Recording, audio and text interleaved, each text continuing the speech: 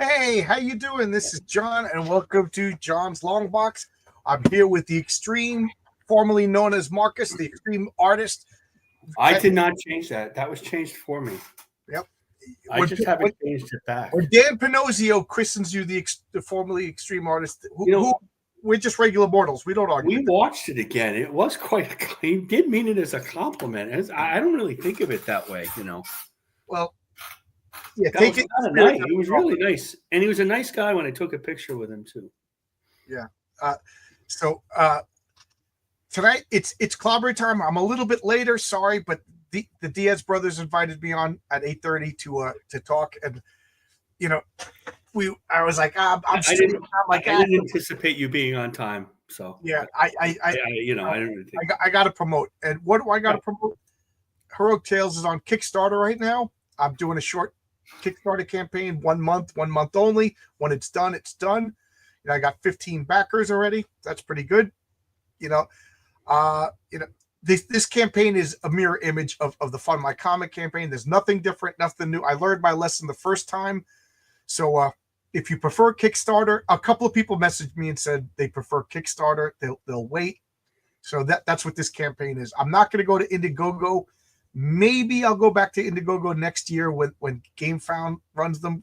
I just didn't like the way Indiegogo shadow banned and made things difficult. And I tell you, man, going through the information to find out what people backed was really difficult on Indiegogo. So there you go.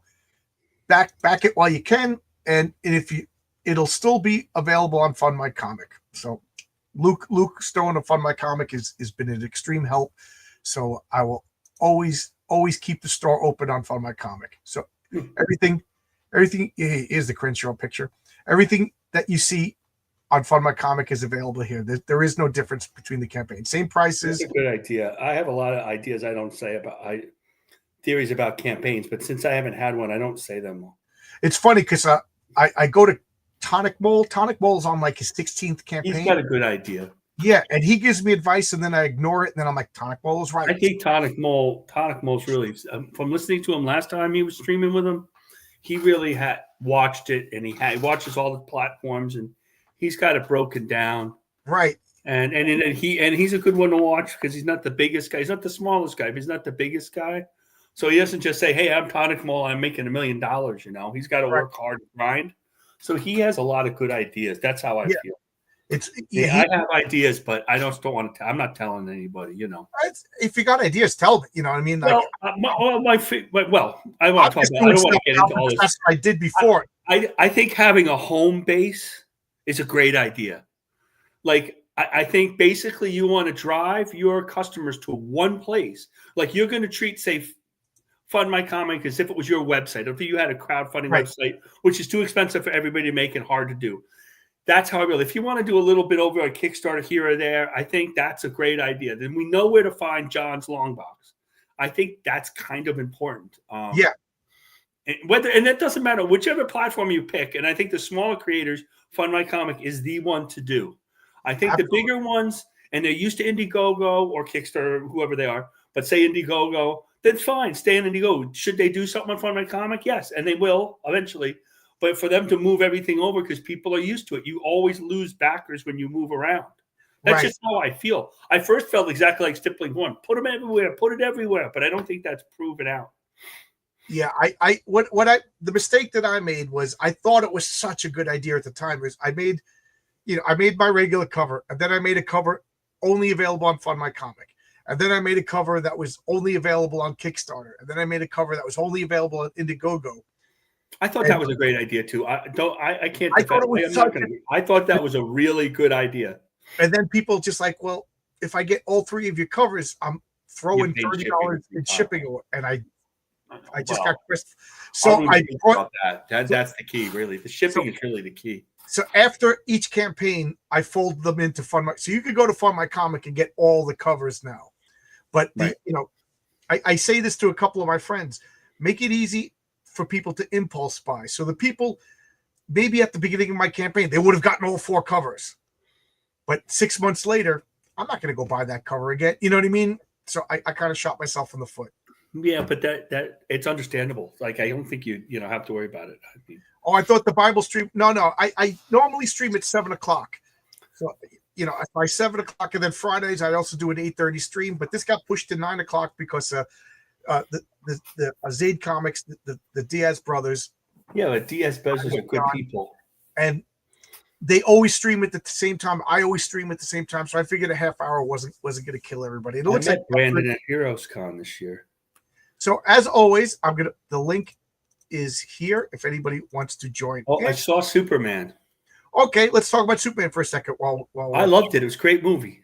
Okay, I'm not one to pick apart the movie so much. I mean, we could get into that. I'm going to, because it pays so much to go. I don't go a whole lot. Like this place, like a small popcorn was $11, so I didn't buy popcorn. Right. So for me and my wife go to the movies and we go out to eat. So I'm in a very positive mood when I go to movies. So I want to like them. So let's start off with that's how I feel.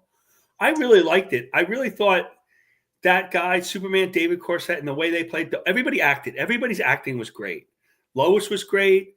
I know they race swapped Perry, but I like that actor. He was good. Jimmy was good. And Miss Tessmacher, I mean, the fact who was the key, I don't want to say because that's a big spoiler. That stuff came a little bit out of left field. And I just thought it had the heart of Superman. Right.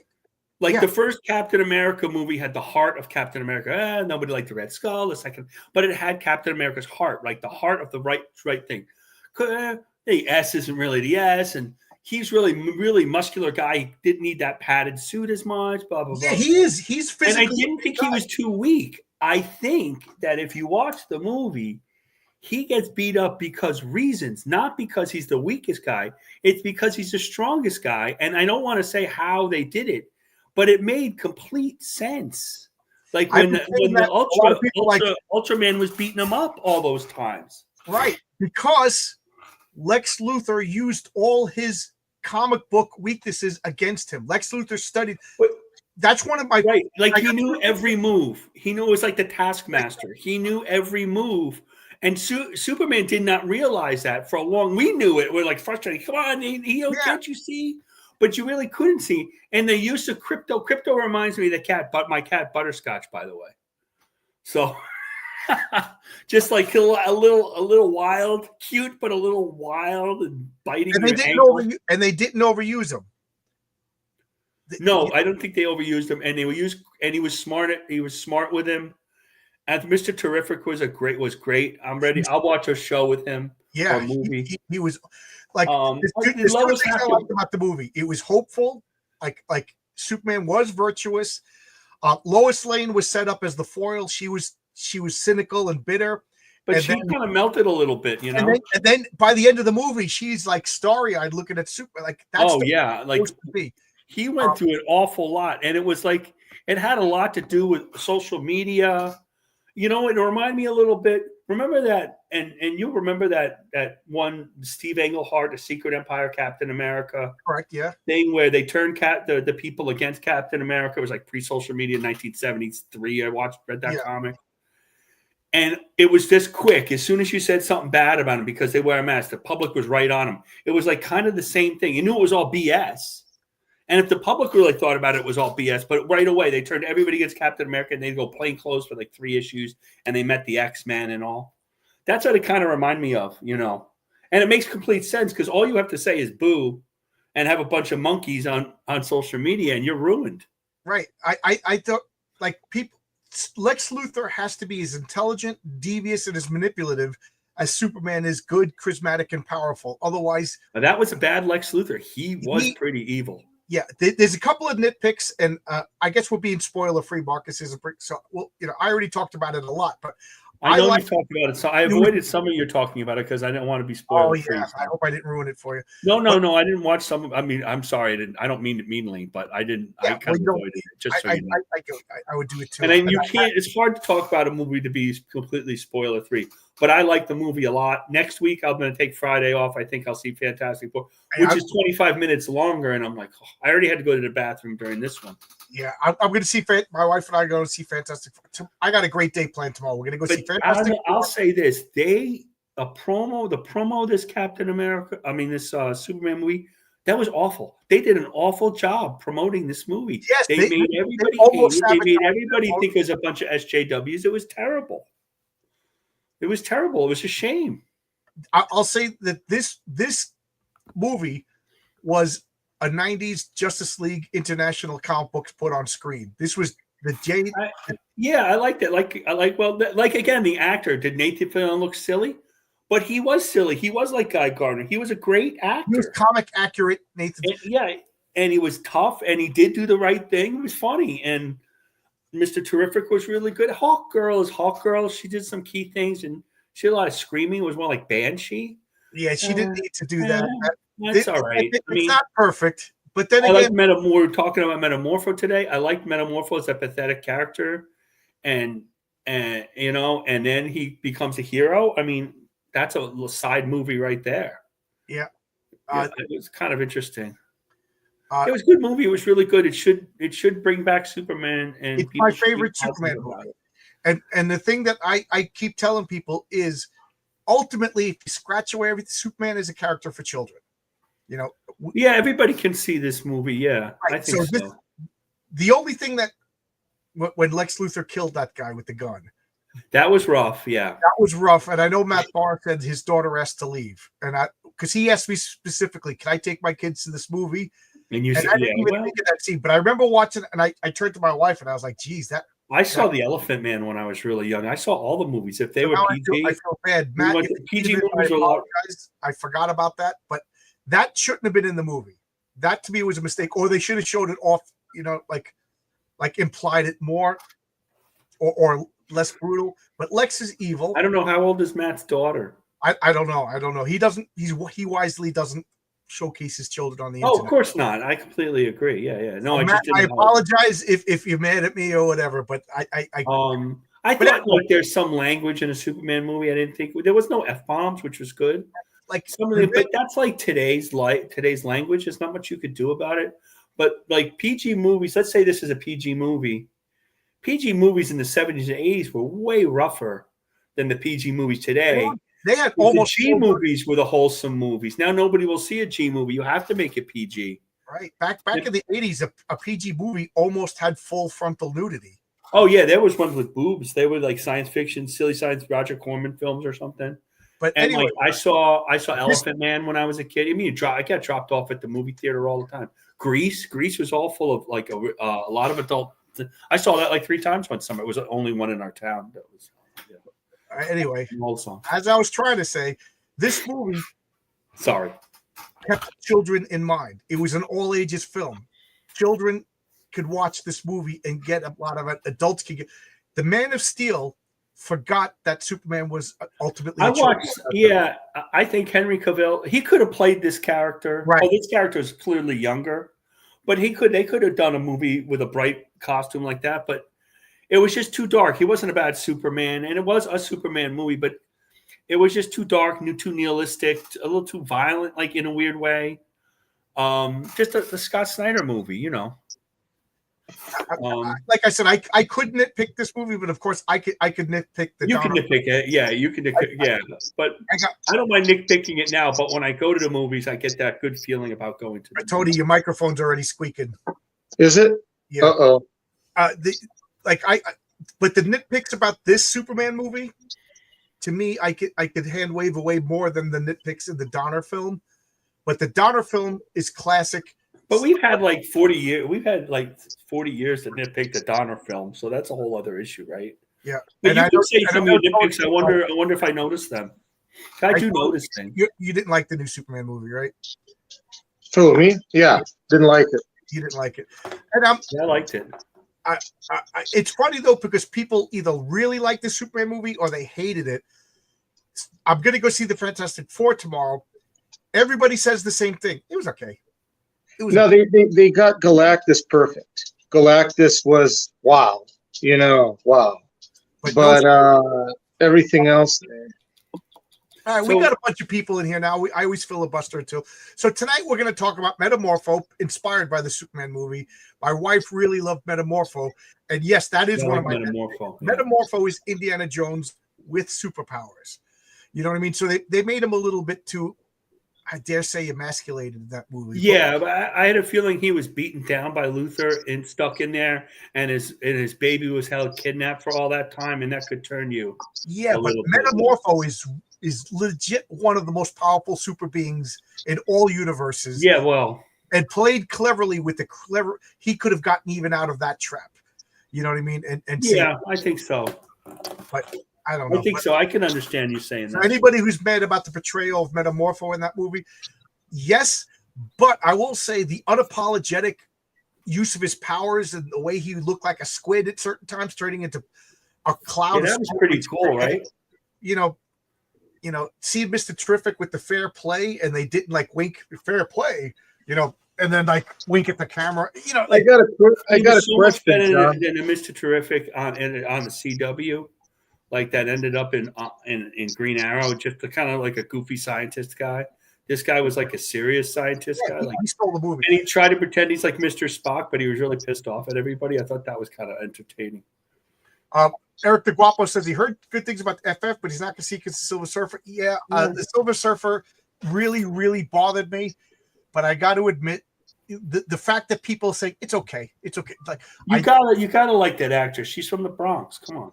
I do like the actress actually, but I do. Yeah, she's from the Bronx. I don't blame her. If somebody was to hire me to play Helen of Troy and pay me $40,000 to be Helen of Troy, I'm going to do it. This so.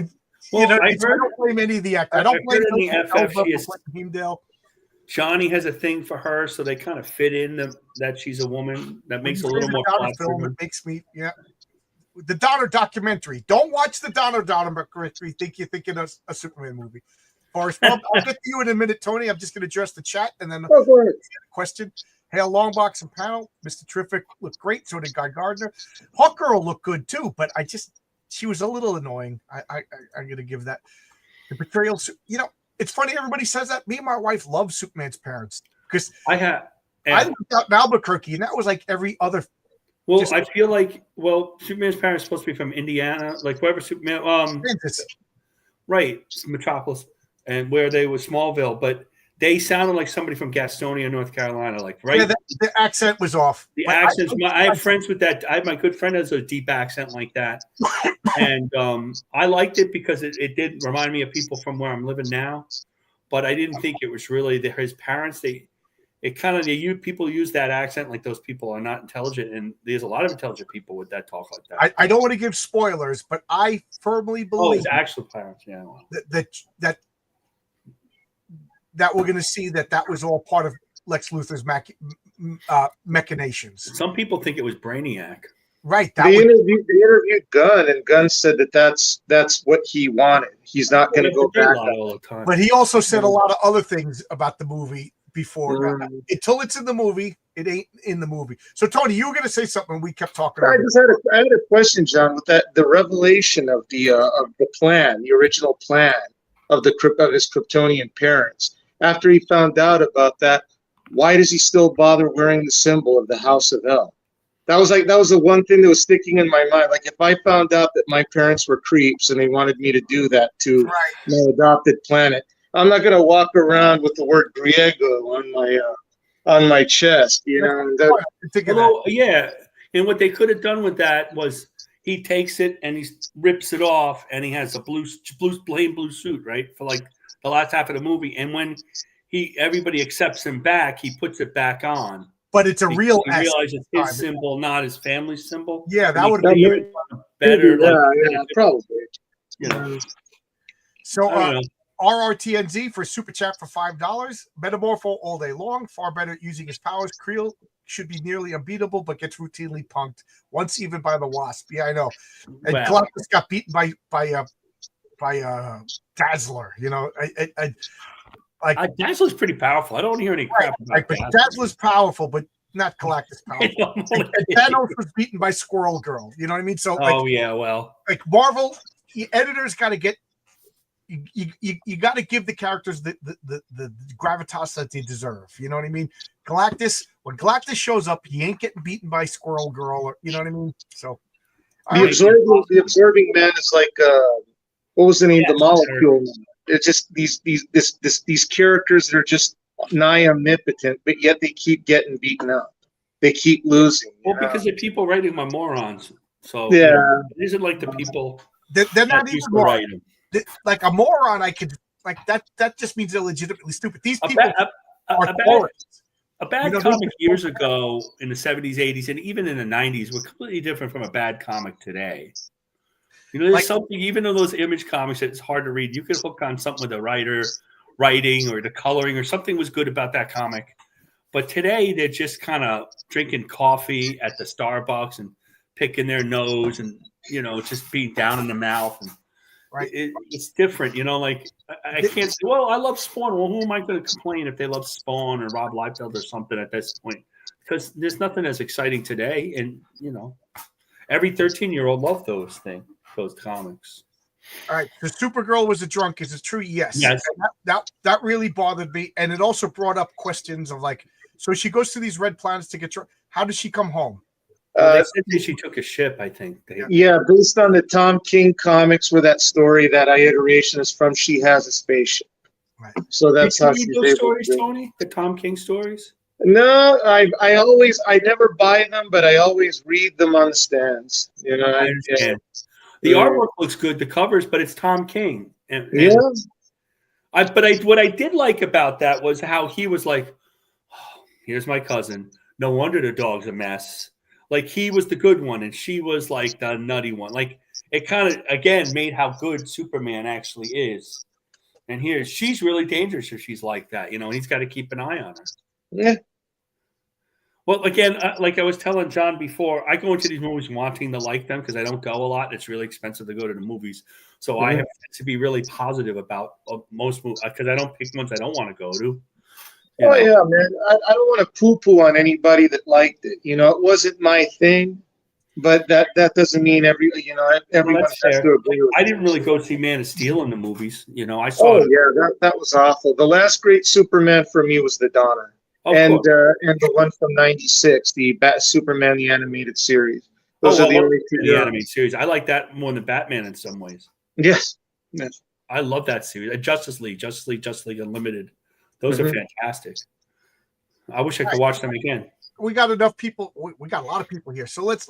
So this is its clobbering time, and this week it's Metamorpho, the Elephant Man from DC. The Element Man from DC Comics.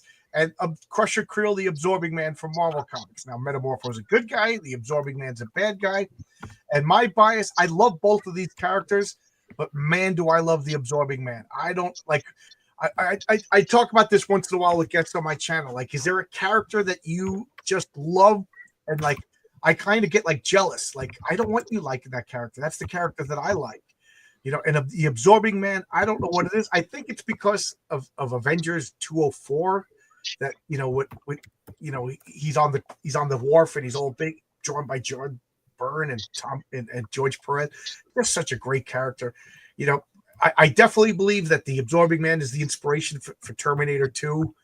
You know, that he's just so cool. He's so and he looks so goofy. He's just a guy with no shirt and a ball and chain and prison pants. You know, that's like a Steve Ditko design. You know, like the early Steve Ditko designs, like Sandman.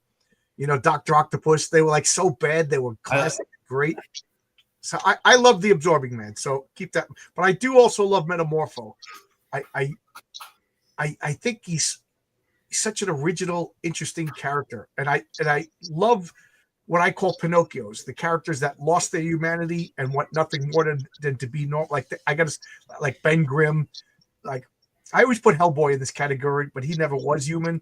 But like Metamorpho, even the Hulk, they just want to be a real boy again.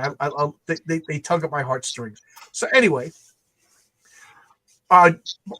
Tony, yes, sir. Marcus, you guys want to pick one of these characters and talk about them? I'll take whichever one. I'm pretty familiar with both, more or less. So whoever you go first. Marcus, which one do you want? Okay. I guess I'll talk about Absorbing Man. Okay, so Tony, you got Metamorpho. You want to go first, Tony? Tony, you want to go first? Yeah, Rex Mason, professional man of adventure, working for what's his name, Simon Stagg for Stagg Industries. He went on an expedition to find the orb of Ra, I believe, and the radiation emanating from the thing cursed him, blessed him, depends on how you look at it, to be an element man, a man that can turn his body, parts of his body, all of his body into different elements, gas, solid, liquid, and theoretically he could be quite a powerhouse. But again, it all tends to sort of hinge on the creativity and intelligence of the people that write him to actually make him a threat, or but as far he met and married Sapphire Stagg, Simon Stagg's beautiful daughter. She was able to look past his looks, his transformation, and they had a child, baby Joey. Joey, oh man, like that came out like the early 90s, late 80s. I'm not sure what they've done with the boy. I don't know if he grew up or if he's still a baby, but he had his dad's powers, his element powers. He's Metamorpho boy. Okay.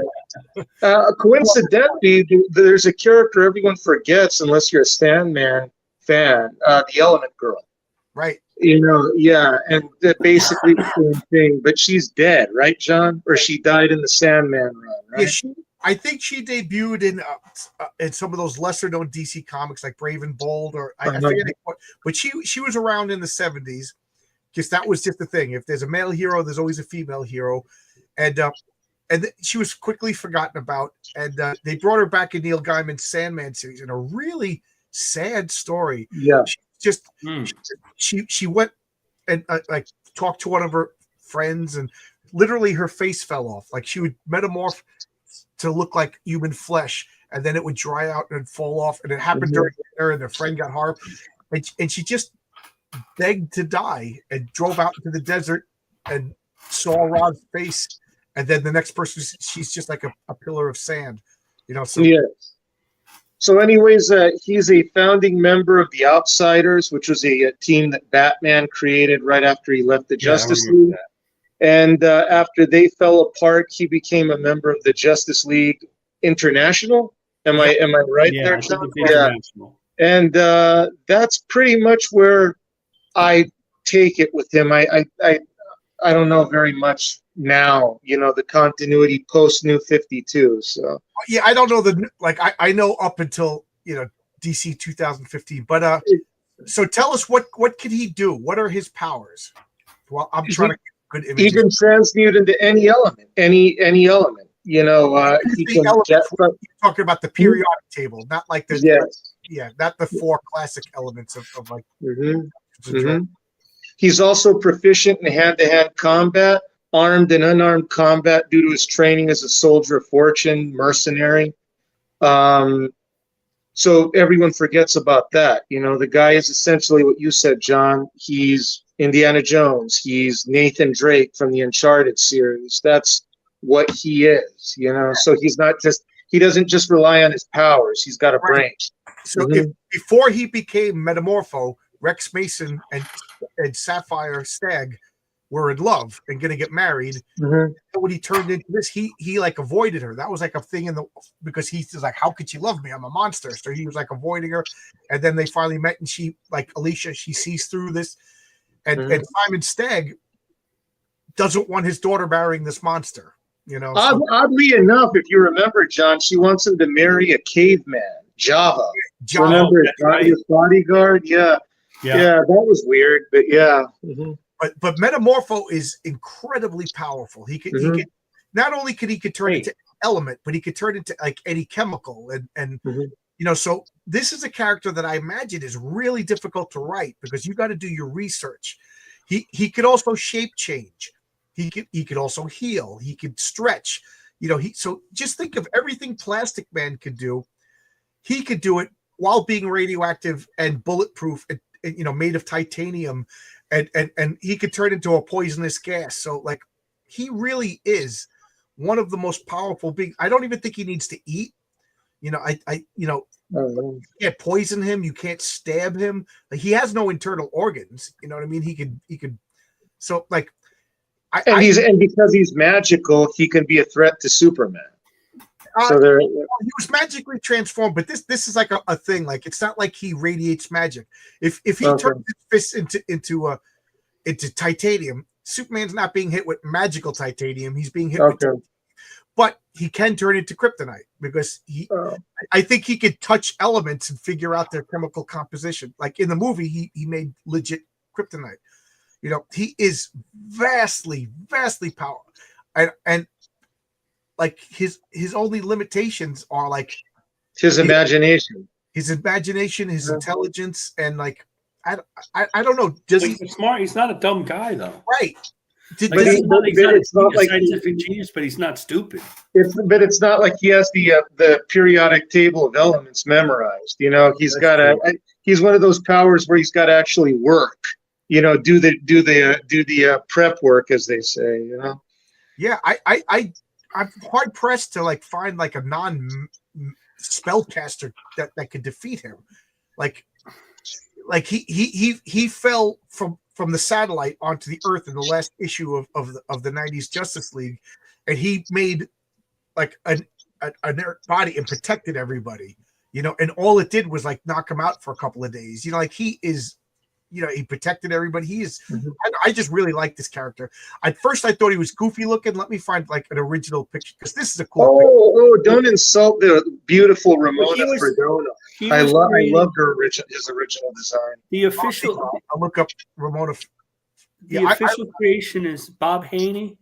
Bob Haney and Ramona Fredon. They called her off of maternity. She was tired to have kids, the maternity leave, to draw the comic. And she said that, I just was reading before, that George Cassadan came up with it, and he was all into science and stuff. And he used to feed Haney we should read, but he used to feed Haney all the science behind Metamorpho. And the picture you had before was he did a Graham Nolan had a Metamorpho series. That was that picture you had of him before. Graham Nolan. I think it was one of his first series at DC. Yeah, this is different. He in the comics, from my memory, Simon Stagg hired Rex Mason, knowing, first off, because Rex Mason was like a confident adventurer, but he also knew that there was a curse on it, so he like sent Rex in to recover the orb of Ra, so that Rex would suffer the curse. So he was a jerk from the get. Oh yeah, Simon Stagg was an evil. Borderline got a villain, man. Yeah, Simon Stagg was an evil. I think he did it to get rid of the love interest. Like, okay, I'm going to get what I want and get rid of the guy that I don't want around my daughter, kind of thing. Did you remember that issue of the JLI, John, where Simon stole his grandson and hooked him up to a machine so that he could transmute lead into gold? Remember that? I remember that. Yeah. He was a real son of a SOB. You know, Simon Stagg was an evil. Like, I don't think that he could transform other elements. He could transform his body, you know, and if things break off, I don't know if it. If I remember, it's almost always his body, but like what they showed in the movie, him flying around as just as a head, that happened all the time. Yeah, it trailed like because he turned into some mist or whatever, chlorine mist. It's gas. But he couldn't touch like a tree and turn the tree into gold or anything like that. No, that was his son. That was Joey. He was the transmuter. Yeah. And he could make a replica of Wonder Woman's lasso, but it wouldn't have the magic powers. Exactly. Yes. Yeah. He could only make like earthly materials. Does he know Wonder Woman's safe word? Oddly enough, bondage is one of her forgotten weaknesses. If you give him the only person that knows that is William Marston. Yes, he likes it raw. That's funny. So yeah, he's really powerful. I really like him. He's one of these guys that just wants to become a real boy again. I gotta actually no, John, you're kind of wrong there. Because of Sapphire, she, being cool with him, the way he looks, he's kind of happy. He's an adventurer. He's a superhero. He's got a wife and kids. He's not like Ben, who is basically If I or may be anything. rude, it's because him and Sapphire work things out and can have babies. Exactly. I think For more them, if Ben and Alicia work things out, I think it would hurt her. it would be a rock slide. Yeah. I always wondered about that in Evil Thoughts, that Ben and Alicia thing, but But wasn't there a female version of the thing? Yeah. I mean, he could have hooked up with her. Sharon Turner. Yeah. She was Ms. Marvel, like a different Ms. Marvel, kind of. Yeah. No, well, She was Miss Marvel, and then she turned into a thing, and she was the wrestler. She was the wrestler that he picked up in his his regular series. and she became in the James Robinson. She was annoying too. She was terribly annoying. I barely remember. He became the big Rocky, like the Jetty thing. Yeah, I remember the People criticize that, but that's a Simonson, like Walt Simonson, turned him to make him stronger. And then she was the thing with him, and she was just kind of whiny the whole time, And as soon as she turned human, she threw him over. Well, of course she did. Yeah. Yeah. In the James Robinson's run that only lasted 14 issues, she was a real nasty, son of a bitch in that or daughter. Oh yeah, I didn't read that one. I have to look at that. That's what's like she was really almost irredeemable, and then at the last minute she like repented, but still like. So anyways, to bring it back, Metamorpho is essentially everything that Mark Spector as the Moon Knight has, like his past as a soldier of fortune, armed and unarmed combat techniques, that with some of the most strongest superpowers in the DCU. Right. So he is quite formidable, right. I would say. Yes. I like that's again back to the Superman movie. That's one of my big problems is Metamorpho would never have been in that situation. Like everybody was emasculated in that movie, John, in my own humble opinion. So yeah, it's so who is some of Metamorpho's, like his big story is his origin, if you ask me. He had a lot of like appearances in like Brave and Bold and what's the other one that Hawkman was always in? Showcase. Strange Adventures or something like that. Strange Adventures. Yeah. He was always like Adam. Like I don't think he had like a couple of short 4 issues miniseries. He's not really known for his bad guys. Can anybody like who are his main villains? Simon Stagg. Yeah, Simon Stagg. That's it. And Java. That's it. And Java, the caveman guy. Yeah, that's it. There's a list of villains, but they're just one-offs or two-offs. They're not like couple issues. They're not like Stagg or anything. And most of his villains, if I remember right, were kind of created by Stagg to try to defeat Metamorpho. Yes, exactly. All right, so Marcus, you want to tell us about the Absorbing? Well, one of the interesting things, if I was looking this up, was like Metamorpho debuted January 1965, right? And I thought it was 69. And Brave and Bold 57. Oh, okay. And Absorbing Man debuted in March of 69 and Journey into Mystery 114. So that's kind of interesting that they're similar characters. Nobody talks about them being linked, and then we're talking about them here now. And it was created by Stanley and Jack Kirby, and he was created by he was a human that Loki gave powers to. Basically, that's kind of it with him. He got his powers from Loki, and that was one of the first great issues, I think, of the Lee Kirby. When he was on Thor being on Earth as opposed to being just Superman, he had to try to defeat this guy who could turn into anything. He drank a liquid which Loki laced with a mystical potion, and Loki tried to and Loki did this many times, tried to create somebody to defeat Thor, strong enough to defeat Thor. And one of the biggest, and he was just a thug. He was just a thug. He was a thug for hire most of his life. Crusher Creel was his Crusher Creel. Carl Crusher Creel, a boxer and a criminal. And he's just like one of those guys who would be one of the thugs like the Joker would hire or something. And he became this massively powerful character who wasn't too smart or bright.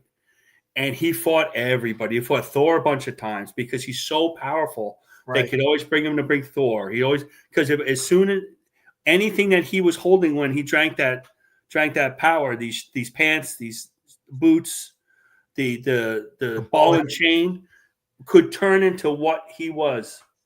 So what that meant is that as soon as they touched Thor's hammer, he became Thor's hammer.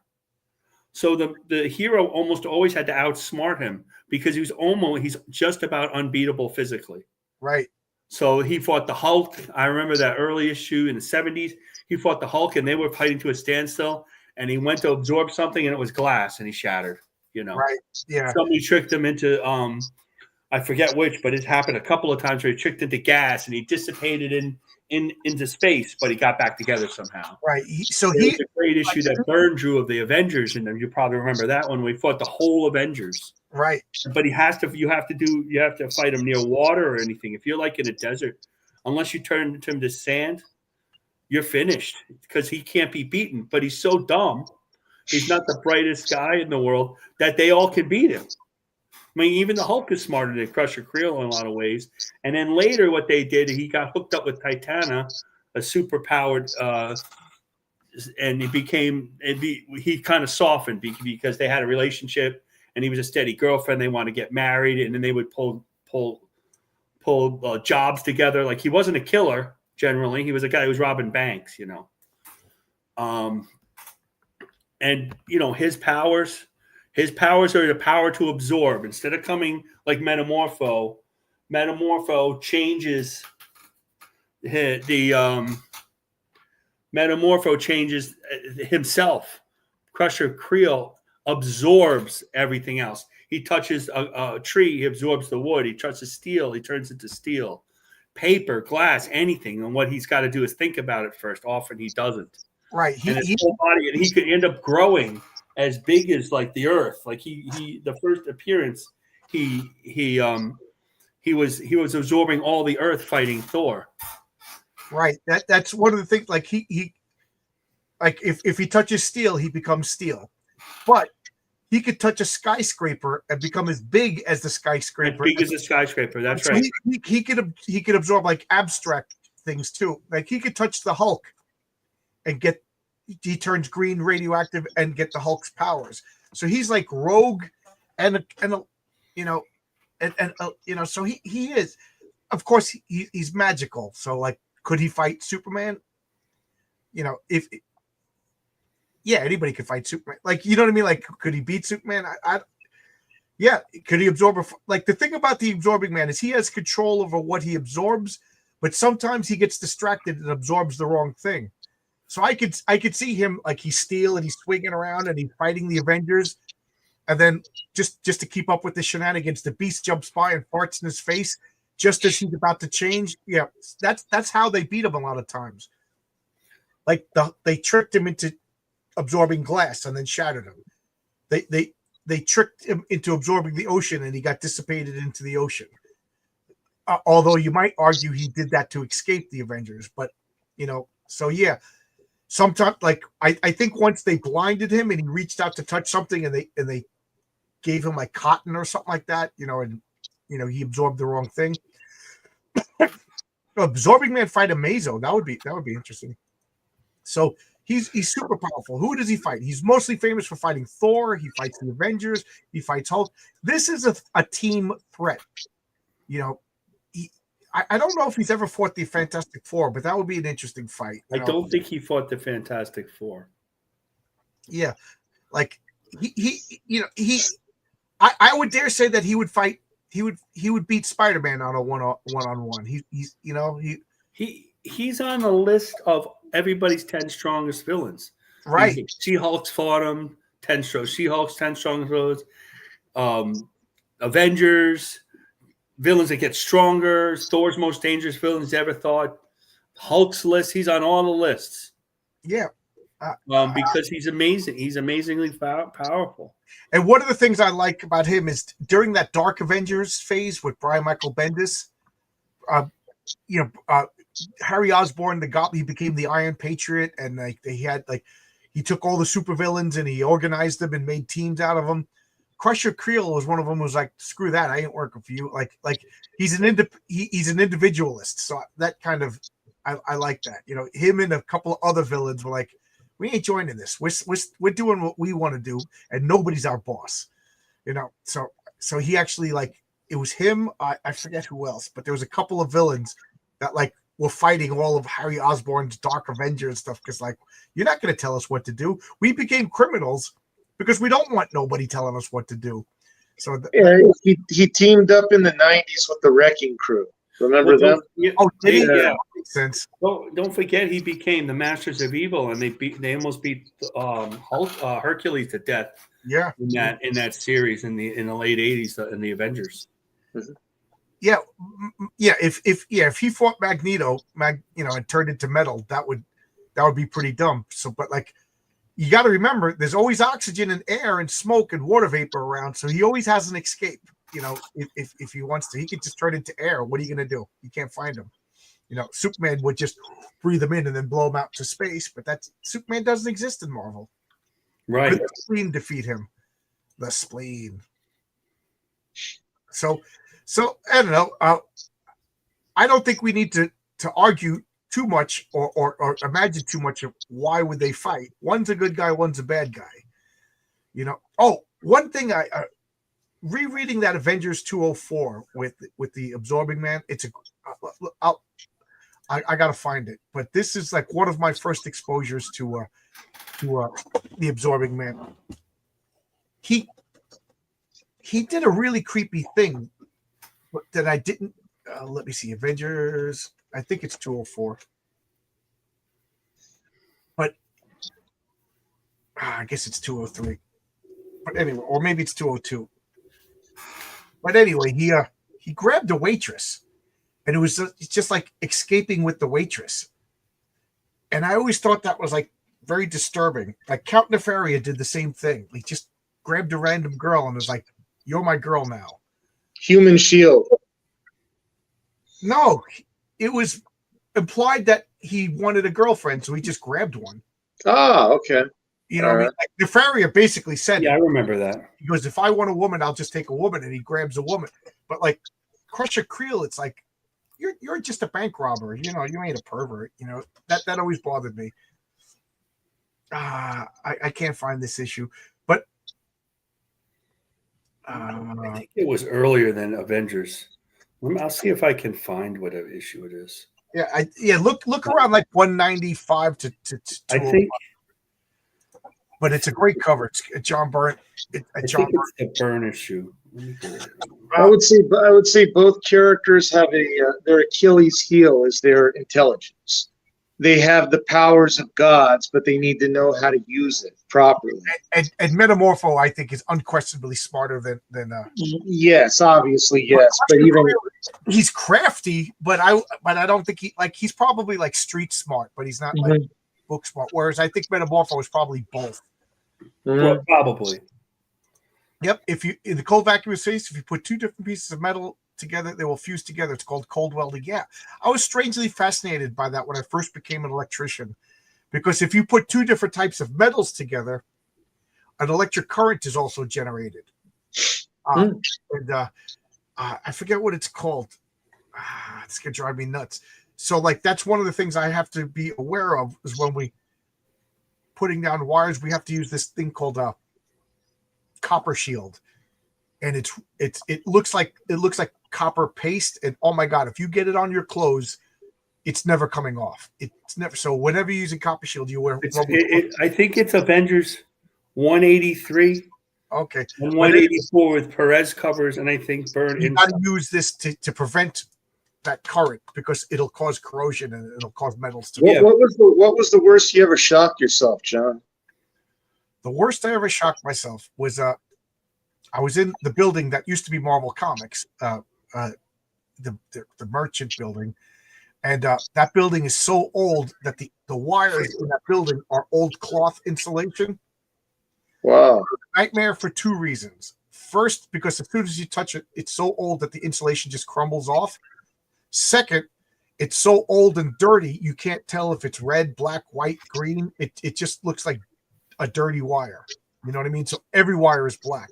So I'm working on that, and there's a live wire, and all the insulation is crumbled. And you can't figure out where this is coming from. We're turning things off, and this wire will not die. So I got to go up and change the fixture. So I'm up like this, and the wire, I hit it with my elbow, and I felt the electricity pass through from my elbow because my other elbow was resting on the grid. I just felt it. And I was like, luckily it went. I felt it past my heart, like it went above my heart. If it crosses your heart, that's when it can induce a heart attack. But I was like this, so it went, through my neck. I felt it, and I was like, that was the first and last time I ever got shocked.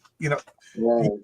Every electrician should get shocked once to give yourself a nice, healthy fear of electricity. But I'll never forget another time I was splicing together high voltage wires for light fixtures, and I was an apprentice. And the guy goes, "Oh, it's off, and I just trusted him.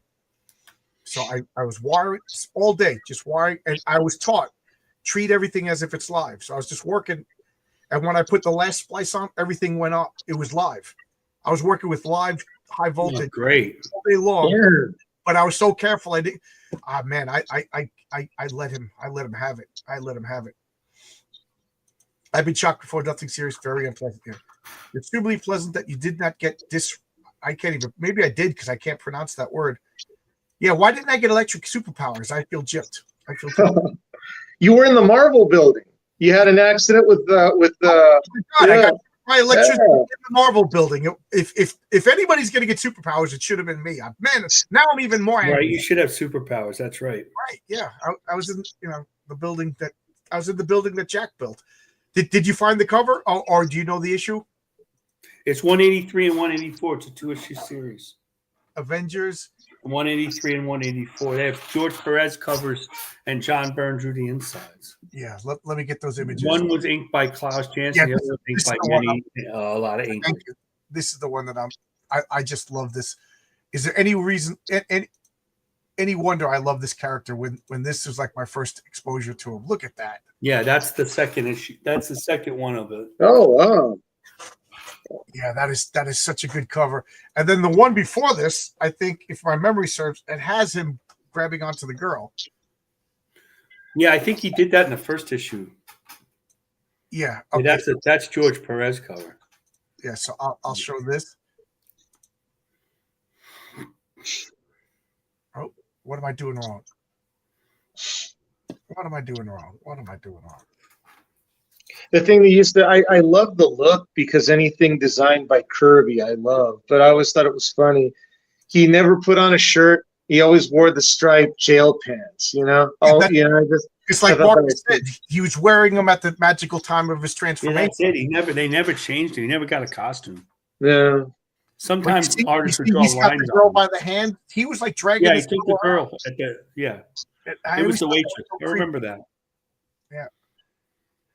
It would have been cool if it got superpowers.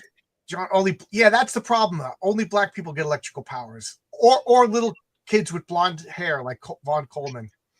Next time you're in that building, get bit by a spider. Next time I'm in that building, I want to get hit by cosmic rays. Get like the power of the Super Scroll. Two-fisted tails with Electro Fist, formerly John's long box. There you go. Now, John, I got a question for you about him. He's been featured twice in live action. One in the Ang Lee Hulk movie and one in Agents of S.H.I.E.L.D. Did you like either of those? I liked the actor that played him in the Agents of S.H.I.E.L.D. He looked like Crusher Creel. Mm-hmm. They didn't give him the majesty that the character deserves, but whatever. But I kind of like the fact that he felt good by absorbing these powers, and he, like that's Hulk. That's not in the comics, but I guess these. Well, they couldn't make him as powerful in the Agents of S.H.I.E.L.D. as in the he would have comics. destroyed It's completely different. Nick Nolte did a pretty good job, I thought. He was kind of menacing. He was very powerful, but it was just so weird. That movie, like a bizarre movie. I saw it once in the movies and never saw it again. I should watch it again. How did he get his powers? Loki gave him the powers to make a menace worthy or powerful enough to fight Thor. Loki did it again to the Wrecker. A similar idea. He spiked his water with Asgardian herbs when he wasn't looking. He sort of gave him a Mickey Finn, as they used to say. They did that a lot with jackets. Stan Lee, because it was easy to come up with origins. Loki made this guy powerful. in those early. Nikki Loki did it like 3 times. Yeah, at least. Yeah, well, the Enchantress made Wonder Man. I was going to say, the Enchantress made Wonder Man. That's right. Hey, John, who made the Wrecker? Because I know there was like a mystical crowbar, right, or something like that. Well, it was more by accident. Loki had missed the size of crowbar, and the Wrecker picked it up. Okay. Yeah, I saw it once in the movies, and I gotta check it out. Can Loki take his powers away? I assume he could. But why? Why not? Loki's I know with Creel he did it on purpose. There was a reason why. I forget. Maybe Loki couldn't get to Earth or something. They were transitioning to Thor working out of Asgard. That was like one of the things was Loki. That was one of the issues in between. Thor was basically Superman for a long time, and then they did the Tales of Asgard in the back, and then they tried to merge the Tales of Asgard with the regular Thor comic, and this was one of the kind of the bridge issues to that. Mm-hmm. So, I mean, it's pretty easy to have a fight. Absorbing Man just shows up in a city where Metamorpho is, and he's not one of these plot guys. He just shows up and causes problems. You know what I mean? Like, no, he grabs Crusher Creel grabs Sapphire. He wants. Yeah, that's all right. That's all it takes. There you go. Yeah, there you go. He decides he wants a girl. He grabs Sapphire. Rex exactly any of that, and a fight ensues. So, what do you guys speculate? What do you think? How does this fight go? My speculation is that well, you could go first, Tony, if you want. I say that it starts off. Creel gets him on pure brute force and power because he's magical. I think he gets both magical. Yeah, well, yeah, but he's more like he could grab anything. Like you said, he could grab the Hulk, he becomes the Hulk. He could grab Superman, he becomes Superman. So he's got the edge on there. But I think that one's a petty thief that never really accomplished much of anything, and the other one was a mercenary, soldier of fortune. Again, trained and armed in unarmed combat, probably knows how to drive cars and airplanes and helicopters. Decent tactician, military tactician, a soldier, really. So I would just give it to. I just call him, he's an adventurer. Like he's that nebulous term. He's an adventurer. So like he's just a man's man. He's a cool. Yeah, guy. Yeah. And Creel is Indiana Jones. Creel is just a boxer, as far as I know. Muscle. So I'd give it to Metamorpho. I mean, it would start off strong, and then eventually Metamorpho would find a way to take him down. Well, I think that like Absorbing Man tries to absorb things, and the fight could go on. Absorbing Man absorbs whatever steel around, and he starts swinging at Metamorpho. But when Metamorpho is a lot smarter, he's a lot faster because he can turn his own body. He doesn't have to touch something else. He can turn into a mist and not get hurt and come back together. He can be 10 feet away and stretch out. He doesn't have to be in hand-to-hand combat with Crusher Creel. Correct. Right? He could turn into radiation and shoot the radiation at Crusher Creel. But what basically is going to happen to Crusher Creel is almost what happens every time. Metamorpho is smarter than him.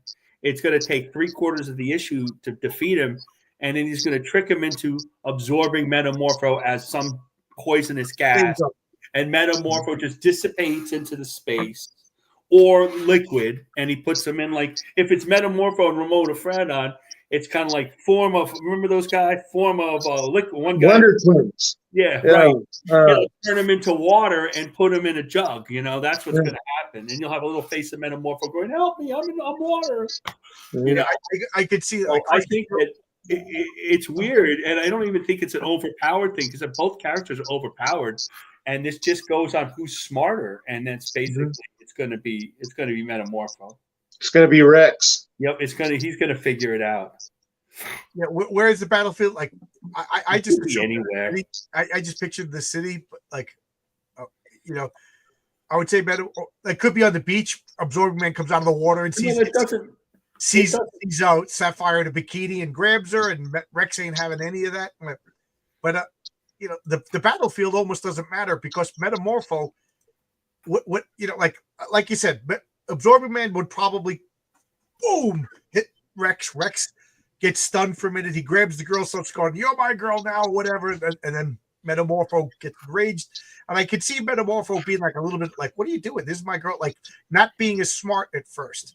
So like you said, 3/4 of the comic, because you got some setup, you got some character development, and then I see Absorbing Man basically walloping Metamorpho because he's not thinking, he's emotional. You just took my girl, you know, whatever. This, and now they're fighting, and he's just trying to hit, but he hits Metamorpho with titanium. Absorbing Man is now titanium, and then after a while, Metamorpho's like, whatever I hit him with, he gets that power.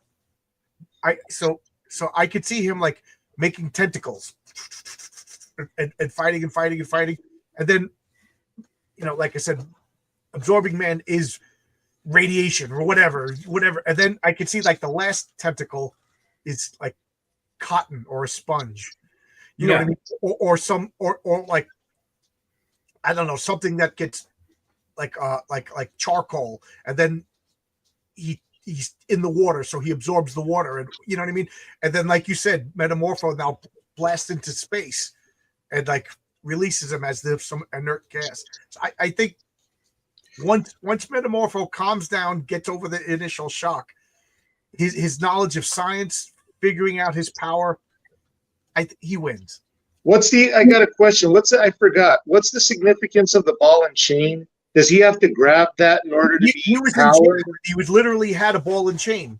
I know, but does he have to hold it to maintain the power, or does he operate he's just independently from that? Oh, okay, all right. And then just to give him a weapon, he broke out in the original. Now it's coming back to me because it's in like Bring On the Bad Guys, I think, or one of those things I've read 1.5 billion times.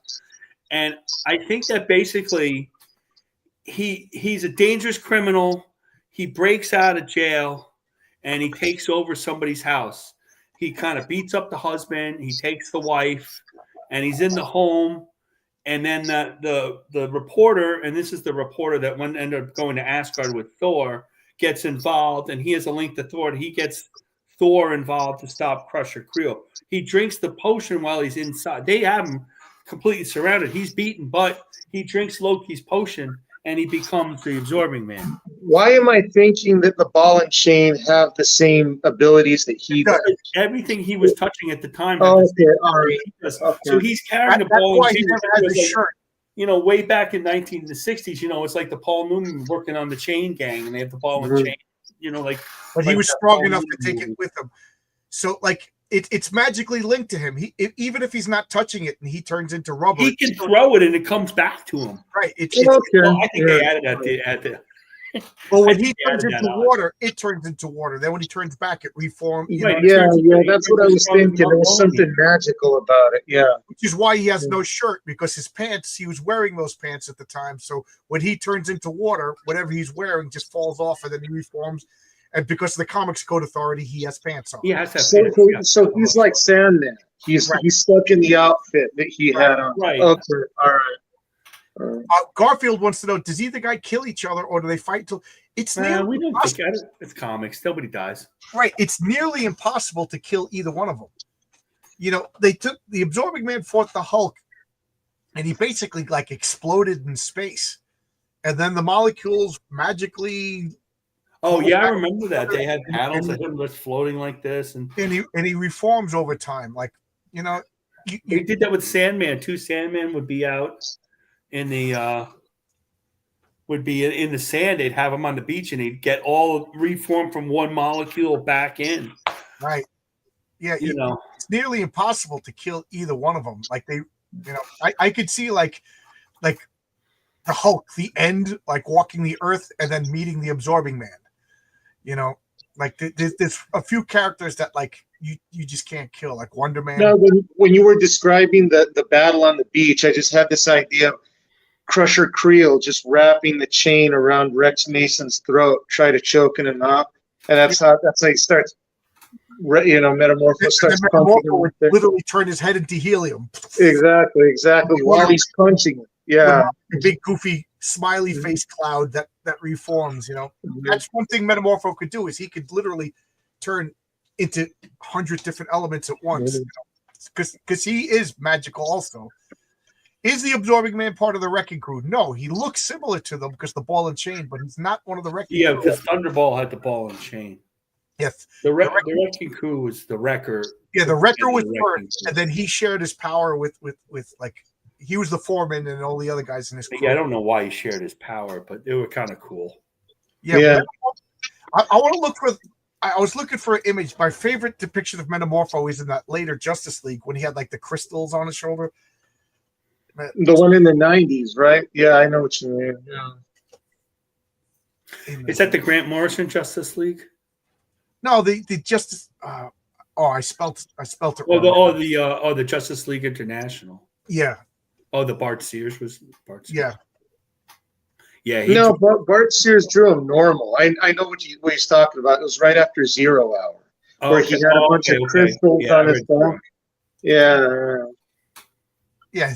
This here is like an original. I just clicked on something, but here is like an original image of him. This is a pretty good. I keep hitting the wrong buttons, ladies and gentlemen. Like there's any ladies watching this, but flatter myself. So this is Jim Aparo drawing him. So this is what he looked like originally in the Who's Who volume. Yeah.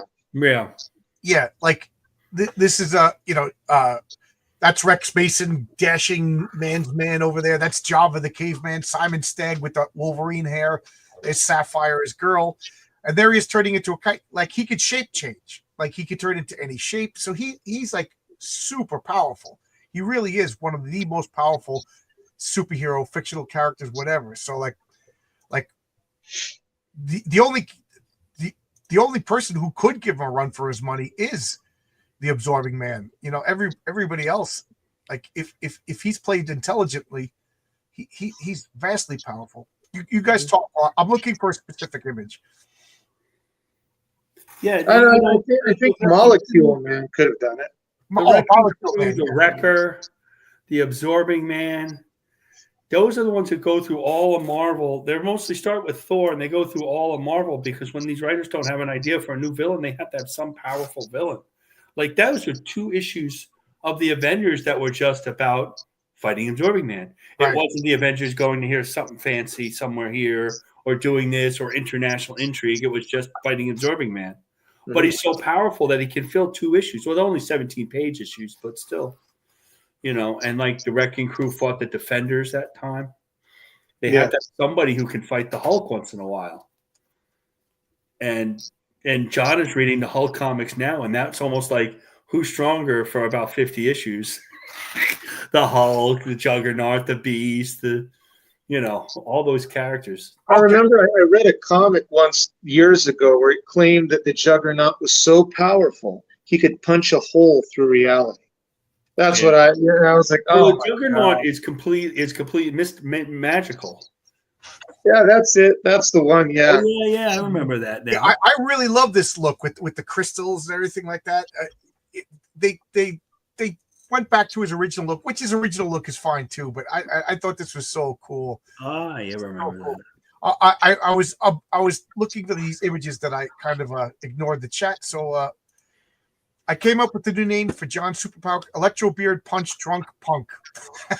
I think that's a character.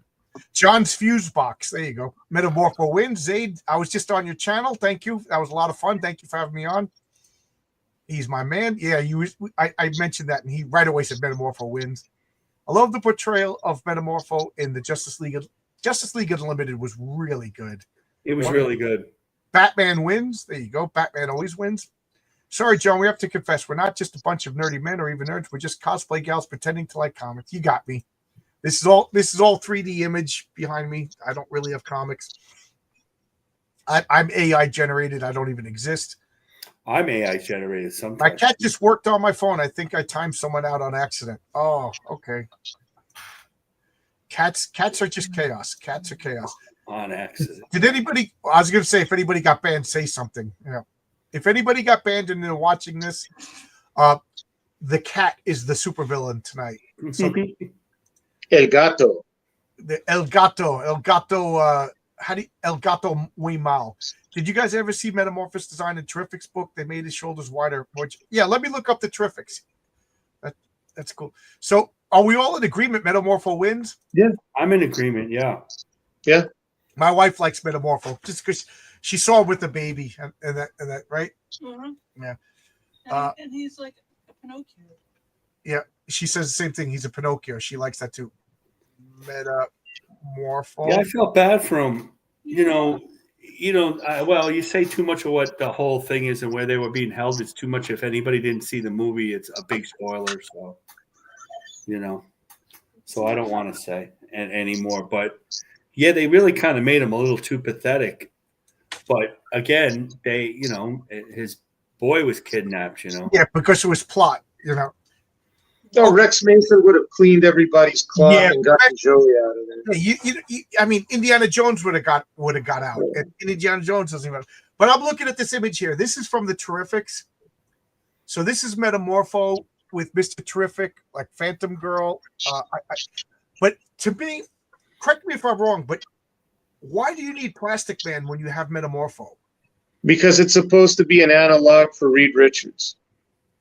Well, Plastic Man is not that intelligent. Like he's a. I know, but he's a stretchy guy. And the other one, Metamorpho, is supposed to be an analog for the Thing.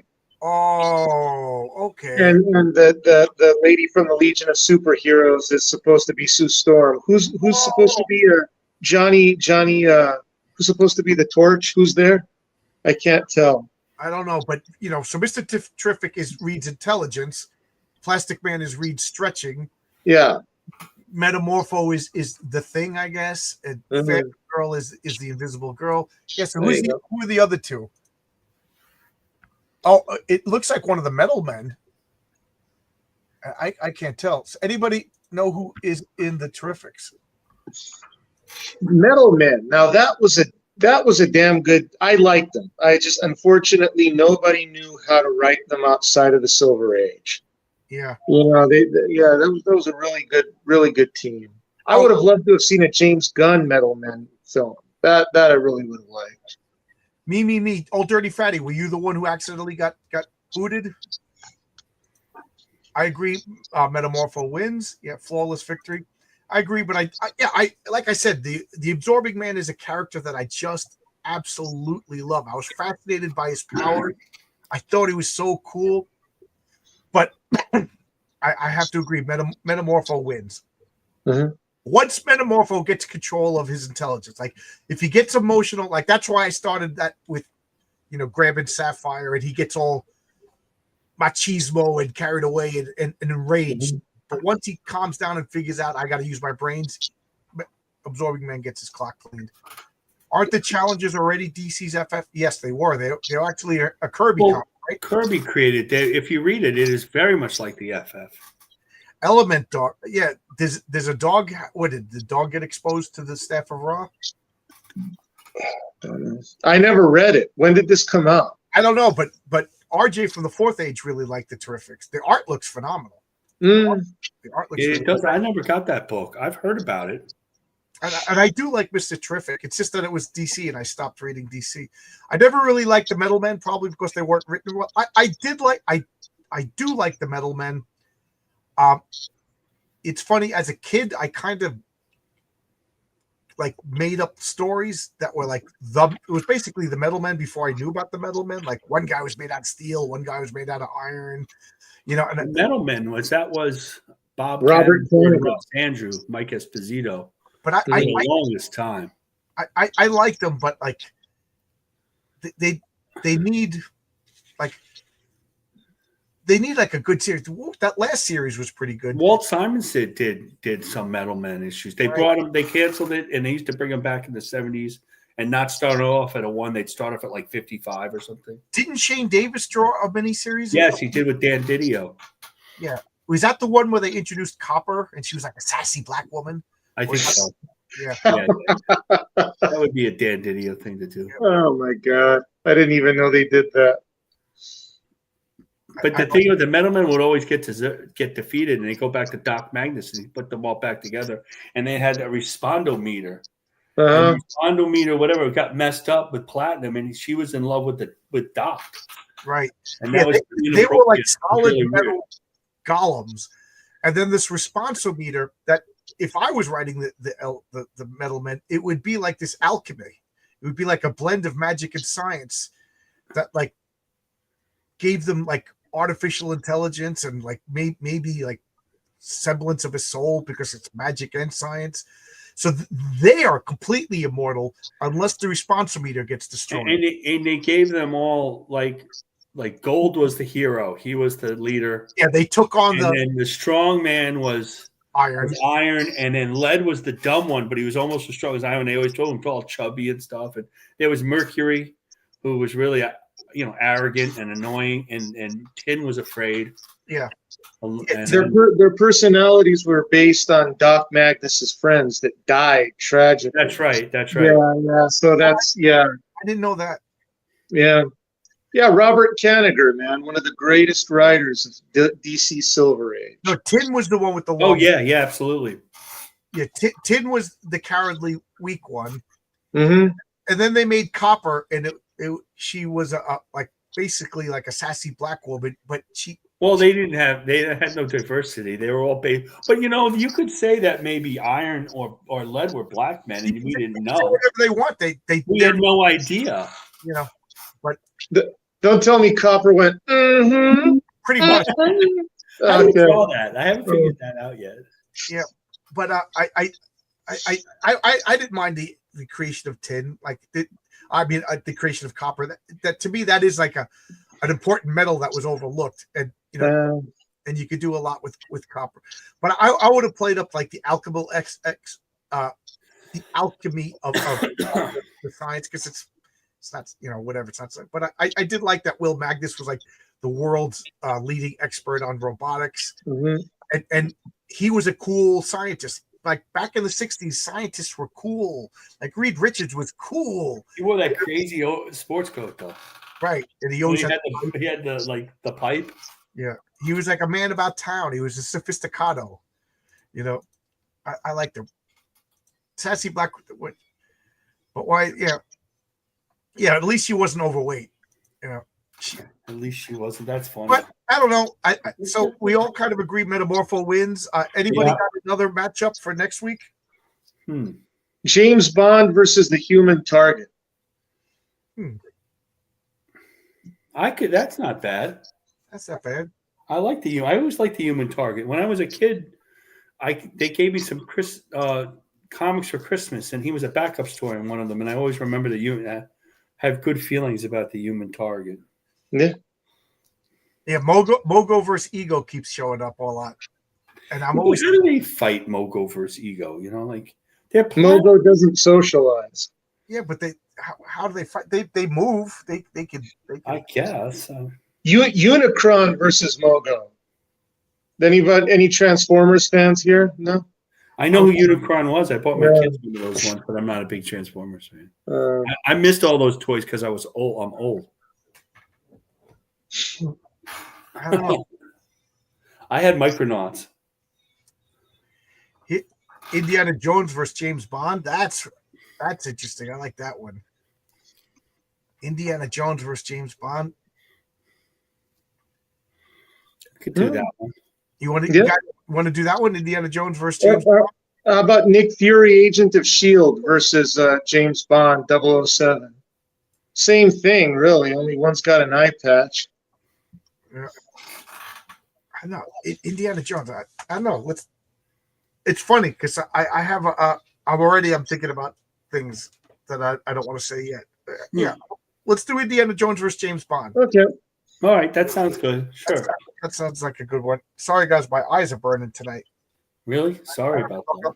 I'm going to go over onto Vaughn Coleman's channel now. I'm hopping around tonight. Are you sure your eyes are burning? Yeah. He's Vaughn Coleman's launching his comic. Whatchamacallit? Phenomenal 3. So we'll check that out. So see you guys over if we want to do a raid over to Vaughn Coleman's channel, and I'll see you there in a minute or two. See everybody. See you later. Thank you. Everybody buy Heroic Tales. Marcus, you want to promote anything before we go? Oh, I'm on. Oh, the studio's on tomorrow. We have Salty, Silence Do Good, and Eric Nikitalski, who is involved in some sort of cover thing. Yeah, I reached out He's to a him. really nice artist. Yeah, You know. he does Rob Liefeld better than Rob Liefeld. Yeah, apparently. Yeah, I saw that on. But you know, we'll see. He's supposed to be a real nice guy. I don't know. I mean, I'm on with Don. We'll see what happens. Yeah, so that's You know, good. that's kind of how the studio is. We just kind of get out there and we draw, and whoever's on is on. I would like to do a couple of episodes without. I liked in the old days. Oh, let's draw a character. We don't need a guest, you know. But they like to have guests, and Well, you know. I could see Don's point. It's kind of fun. No, I do too. Yeah. All right, He's so gonna that's get eyes on it, at 7 p.m. Eastern Standard Time. Yeah, it should be exciting. They're both apparently Eric's a really nice guy. Other guys have streamed with him before, and it should be a lot of fun. Mask vs. Loki. They're making beautiful Transformers statues that cost $4,000. I'm glad I'm not a Transformers fan. No, Tony, you got anything you want to promote?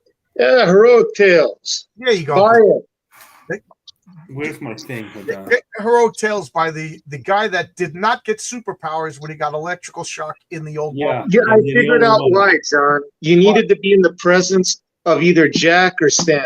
Yeah, I needed to be. You needed to be in their presence. There you go. And Eric the Guapo is a nice guy. Hey, Eric, did you get the file for the Patriarch Resin Mini? Did you get it? And if so, did you print it out? How'd it come out? But I'm gonna go over to Vaughn Coleman's channel, and I'll see you guys there. Bye bye. Right, thanks, guys.